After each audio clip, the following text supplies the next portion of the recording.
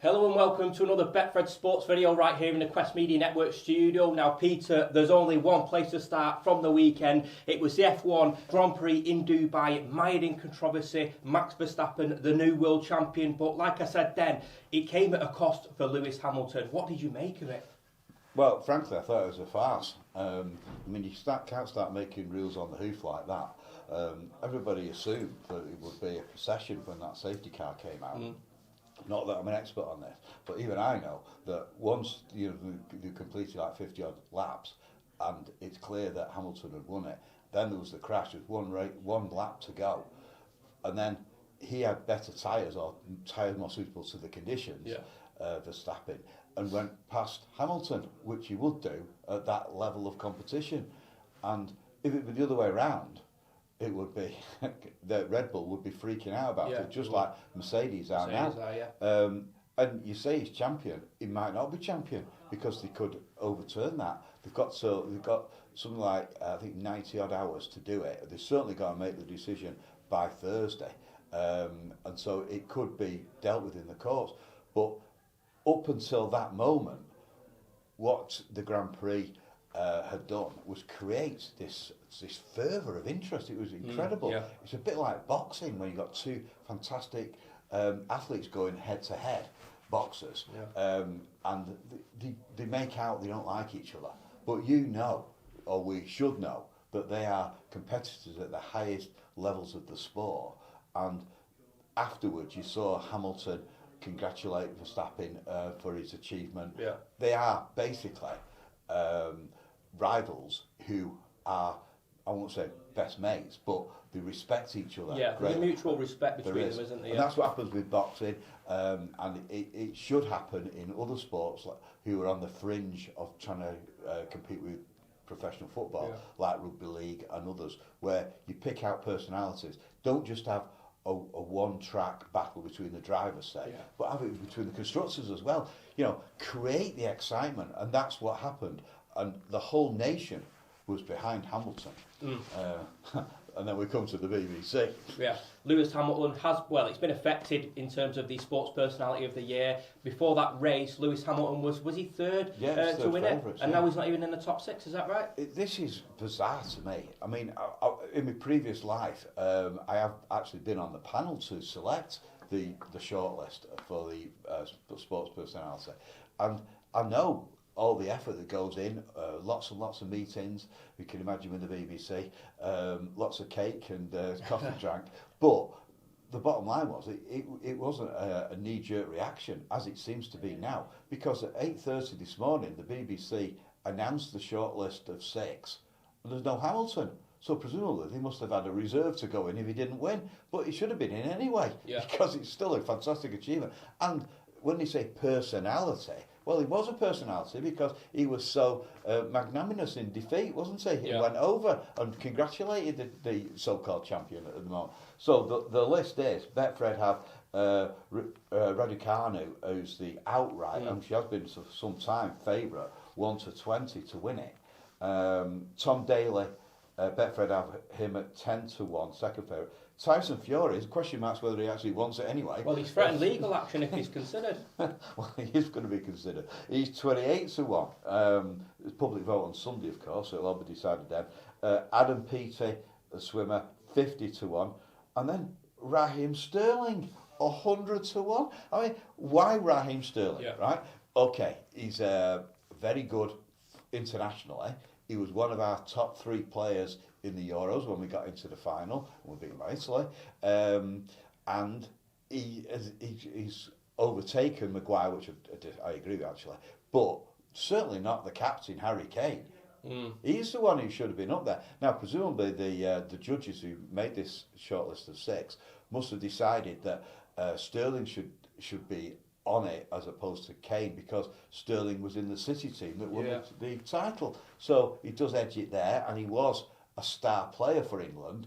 But you generally, for a team event like this, go with the captain. And Harry Kane is phenomenal for England at scoring goals. Anyway, Raheem Sterling's 100-1, so he's 5th favourite, and then Sarah Story is 125-1. And that smacks of having another woman in, frankly. Well, like Peter said then, Lewis Hamilton not even considered in the Sports Personality of the Year anymore, but that might change. As we said then, Mercedes are disputing that controversial decision. Peter, just personally, very quickly, do you think it will get overturned, or do you think that will set a dangerous precedent for future races? I don't think it'll be overturned, but I think it should.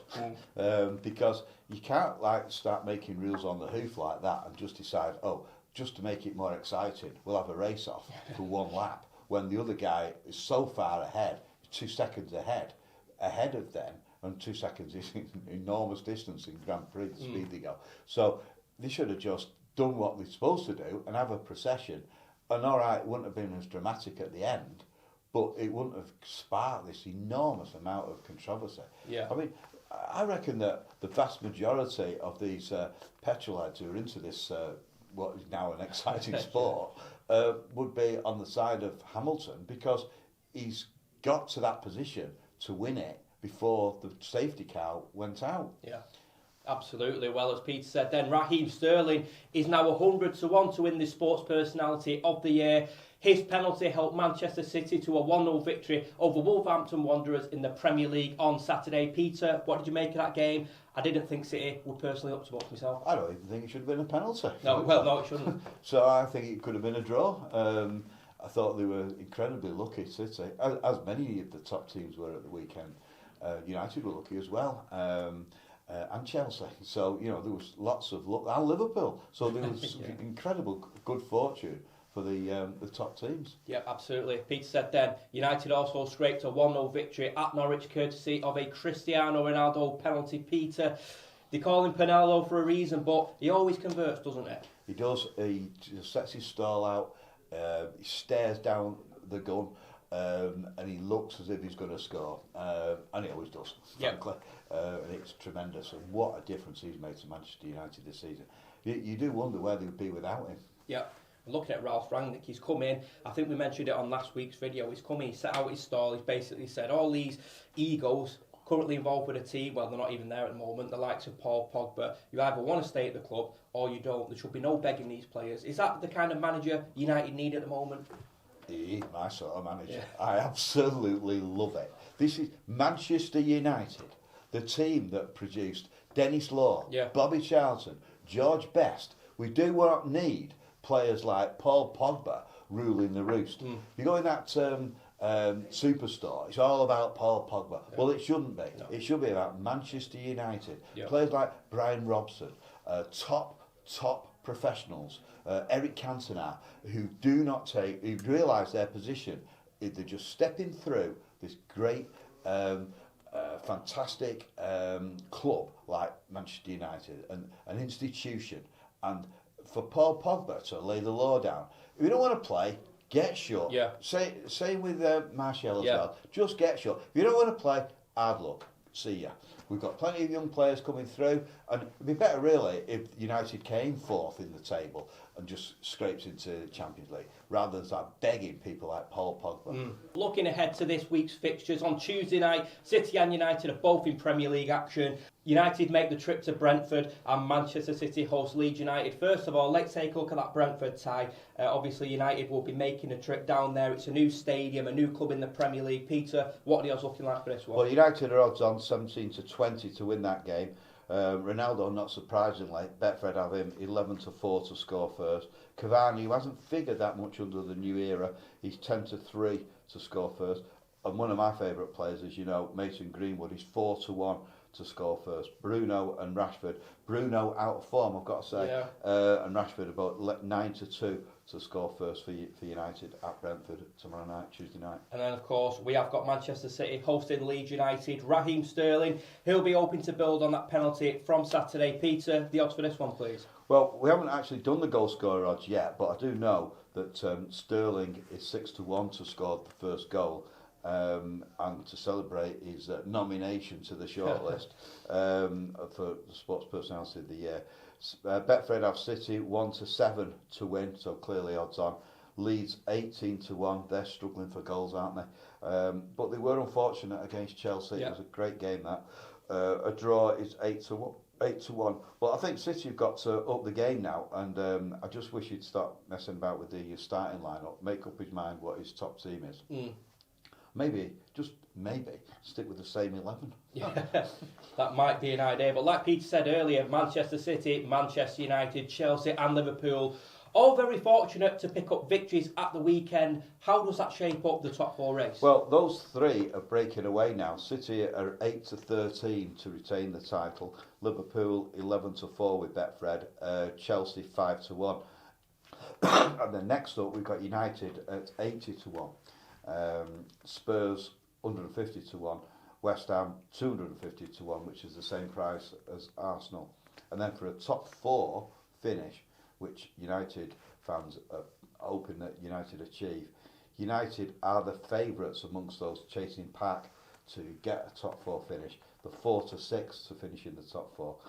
Tottenham 3-1, West Ham 7-2, and Arsenal 9-2.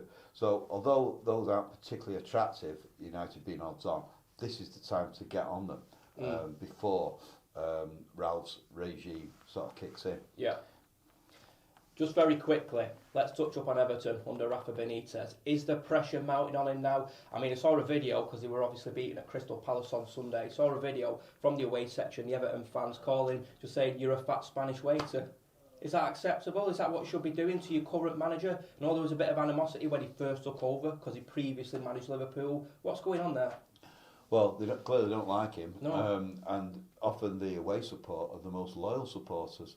So that is ominous for Everton and the board of directors. Yeah. But they've always been a team, like for the last sort of 10, 20 years almost, where they just pick up the kind of players who've been rejected by other clubs or they don't quite make it other clubs. It won't surprise me if Martial doesn't go to Everton. He's that sort of place you go where you can pick up decent money, but just languish in the middle of the table. Yeah. I mean, Everton fans won't like me saying this, but they do look a middle-ranking team now. Yeah. A bit of a Leicester, behind West Ham even. Certainly behind Spurs and Chelsea. Yeah, absolutely. Certainly a hostile atmosphere at Goodison Park this season. Peter, big winners all the time at Betfred. Before we start recording, you said this is probably one of the best you've done. Tell us a bit about it. Well, basically, I tracked down that this fellow had won 30,000 on the Spanish lottery with a £6 bet. Then I dug into it a bit further and found out there'd been another bet 1 minute later on the same prices. And it transpires that the brothers, identical twins in fact, and they just follow what the other one does. Right. And they've done the same numbers. And they both won 30,000, these identical twins from Oxford. And the numbers they picked on the Spanish lottery, they call the Sombrero brothers actually, they're in the shop. Right. Didn't quite get that because it's Mexican sombrero, but anyway, they speak Spanish, not wear the big hat. And the numbers they picked, 1, 2, 3, 4. There you go, written in the stars. I always say it could be you. You've got to be in it to win it. Now, very quickly, Peter, next Saturday, or this Saturday, should I say, it's the final of Strictly Come Dancing. Looking at the finalists, it's Rose and Giovanni, it's John and Johannes, and it's AJ and Kai Whittington. Obviously, I've been watching this one from the very start, very much into it. I think these ones, you know, they deserve finalists. What do you think of it? Well, I think it's a spectacle, and it's second only to the I'm a Celebrity. That was the winner's been announced on that, and I think it's great that people can have a bet on other things other than sport, and they certainly have bets on that. And you can certainly have a bet on the final this weekend. And as you can see right now, these are the latest odds courtesy of Betfred. Well, it's been great speaking to you once again, Peter. And like I said then, if you do fancy a punt on any of this week's Premier League fixtures, there's a whole host of fixtures on Tuesday. Of course, United make the trip to Brentford and City host Leeds. If you do fancy a punt on those fixtures, Betfred stores are now open, but you can also bet online via their app.